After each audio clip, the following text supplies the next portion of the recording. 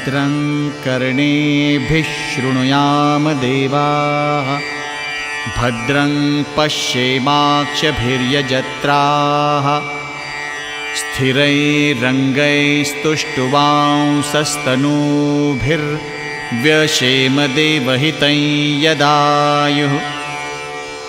ॐ स्वस्ति न इन्द्रो वृद्धश्रवाः स्वस्ति नः पूषा विश्ववेदाः स्वस्ति नस्तार्क्ष्यो अरिष्टनेमिः स्वस्ति नो बृहस्पतिर्दधातु। ॐ शान्ति शान्ति शान्तिः। हरिः ॐ नमस्ते गणपतये त्वमेव प्रत्यक्षं तत्त्वमसि त्वमेव केवलं कर्तासि त्वमेव केवलं धर्तासि त्वमेव केवलं हर्तासि त्वमेव सर्वं खल्विदं ब्रह्मासि त्वं साक्षात् आत्मासि नित्यं। ऋतं वच्मि सत्यं वच्मि अवत्वं माम् अववक्तारम् अवश्रोतारम् अवदातारम् अवधातारम् अवानुचानमवशिष्यम् अवपश्चात्तात् अवपुरस्तात् अवोत्तरात्तात् अवदक्षिणात्तात् अवचोर्ध्वात्तात् अवाधरात्तात् सर्वतो मां पाहि पाहि समन्तात्। त्वं वाङ्मयस्त्वं चिन्मयः त्वमानन्दमयस्त्वं ब्रह्ममयः त्वं सच्चिदानन्दाद्वितीयोऽसि त्वं प्रत्यक्षं ब्रह्मासि त्वं ज्ञानमयो विज्ञानमयोऽसि। सर्वं जगदिदं त्वत्तो जायते सर्वं जगदिदं त्वत्तस्तिष्ठति सर्वं जगदिदं त्वयि लयमेष्यति सर्वं जगदिदं त्वयि प्रत्येति। त्वं भूमिरापो नलो निलो नभः त्वं चत्वारि वाक्पदानि त्वं गुणत्रयातीतः त्वं देहत्रयातीतः त्वं कालत्रयातीतः त्वं मूलाधारस्थितोऽसि नित्यं। त्वं शक्तित्रयात्मकः त्वां ध्यायन्ति नित्यं। त्वं ब्रह्मा त्वं विष्णुस्त्वं रुद्रस्त्वम् इन्द्रस्त्वम् अग्निस्त्वं वायुस्त्वं सूर्यस्त्वं चन्द्रमास्त्वं ब्रह्मभूर्भुवः स्वरों। गणादिं पूर्वमुच्चार्य वर्णादिं तदनन्तरम् अनुस्वारः परतरः अर्धेन्दुलसितं तारेणुरुद्धम् एतत्तव मनुस्वरूपं। गकारः पूर्वरूपम् अकारो मध्यमरूपम् अनुस्वारश्चान्त्यरूपं बिन्दुरुत्तररूपं। नादः सन्धानं संहिता सन्धिः सैषा गणेशविद्या गणकऋषिः। निच्रुद्गायत्री छन्दः गणपतिर्देवता। ॐ गं गणपतये नमः। एकदन्ताय विद्महे वक्रतुण्डाय धीमहि तन्नो दन्ती प्रचोदयात्। एकदन्तं चतुर्हस्तं पाशमङ्कुशधारिणं रदं च वरदं हस्तैर्बिभ्राणं मूषकध्वजं। रक्तल्लम्बोदरं शूर्पकर्णकं रक्तवाससं रक्तगन्धानुलिप्ताङ्गं रक्तपुष्पैः सुपूजितं। भक्तानुकम्पिनं देवं जगत्कारणमच्युतम्।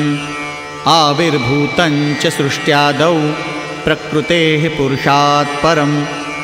एवं ध्यायति यो नित्यं स योगी योगिनां वरः। नमो व्रातपतये नमो गणपतये नमः प्रमथपतये। नमस्ते स्तुलम्बोदरायैकदन्ताय विघ्ननाशिने शिवसुताय श्रीवरदमूर्तये नमः।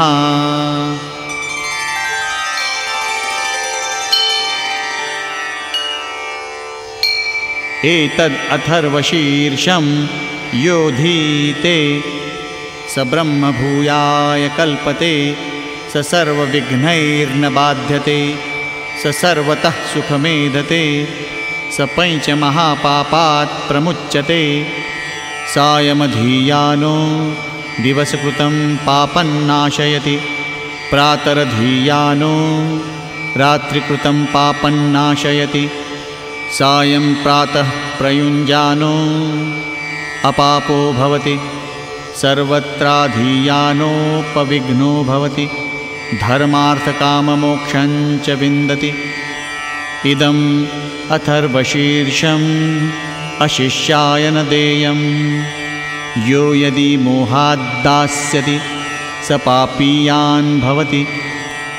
सहस्रावर्तनात् यय्यं काममधीते तन्तमनेन साधयेत्। अनेन गणपतिम् अभिषिञ्चति स वाग्मी भवति, चतुर्थ्यान् मनश्नन् जपति स विद्यावान् भवति। इत्यथर्वणवाक्यं ब्रह्माद्यावरणौ विद्यात् न बिभेति कदाचनेति। यो दूर्वाङ्कुरैर्यजति स वैश्रवणोपमो भवति, यो लाजैर्यजति स यशोवान् भवति, स मेधावान् भवति। यो मोदकसहस्रेण यजति स वाञ्छितफलमवाप्नोति, यस्साज्यसमिद्भिर्यजति स सर्वल्लभते, स सर्वल्लभते। अष्टौ ब्राह्मणान् सम्यग्ग्राहयित्वा सूर्यवर्चस्वी भवति। सूर्यग्रहे महानद्यां प्रतिमासन्निधौ वा जप्त्वा सिद्धमन्त्रो भवति। महाविघ्नात् प्रमुच्यते, महादोषात् प्रमुच्यते, महापापात् प्रमुच्यते, स सर्वविद् भवति, स सर्वविद् भवति। य एवं वेद इत्युपनिषत्।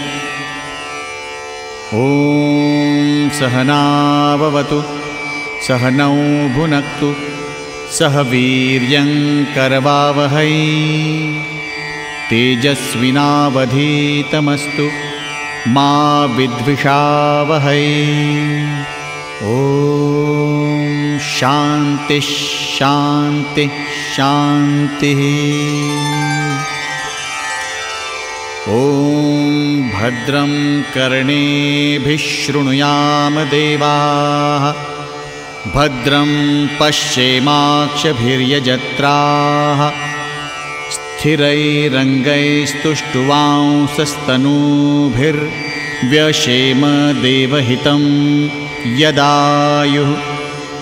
ॐ स्वस्ति न इन्द्रो वृद्धश्रवाः, स्वस्ति नः पूषा विश्ववेदाः, स्वस्ति नस्तार्क्ष्यो अरिष्टनेमिः, स्वस्ति नो बृहस्पतिर्दधातु। ॐ शान्ति शान्ति शान्तिः।